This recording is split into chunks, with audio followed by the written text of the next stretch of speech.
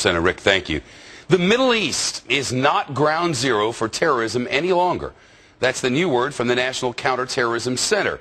A brand new report indicates most of the world actually saw a drop in attacks last year, but violence is on the rise in Afghanistan and Pakistan.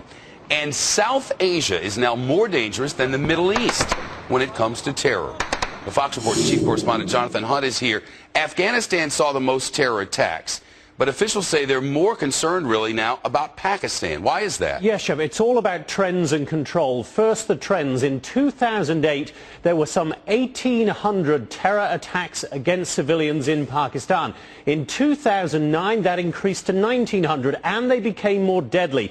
Deaths and injuries from those attacks were up to 8,600. That's a 30% jump from 2008. On top of that, no U.S. boots on the ground in Pakistan. There may be advisors. There are no U.S. troops, and Pakistani forces, much as they have improved, are simply not as determined or as effective against extremists in Pakistan as the U.S. troops are across the border in Afghanistan.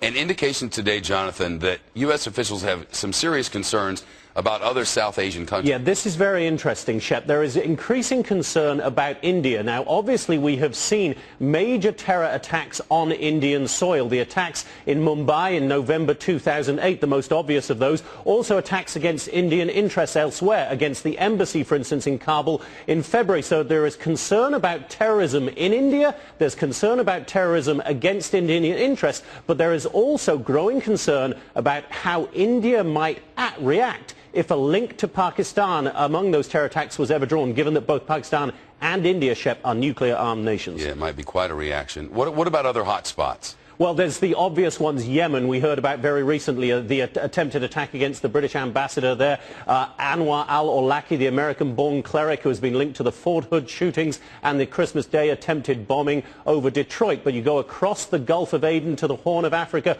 also great concern about al-Qaeda's increasing presence in Somalia. So the bottom line, Shep, is that the global reach of terrorism remains as strong as ever.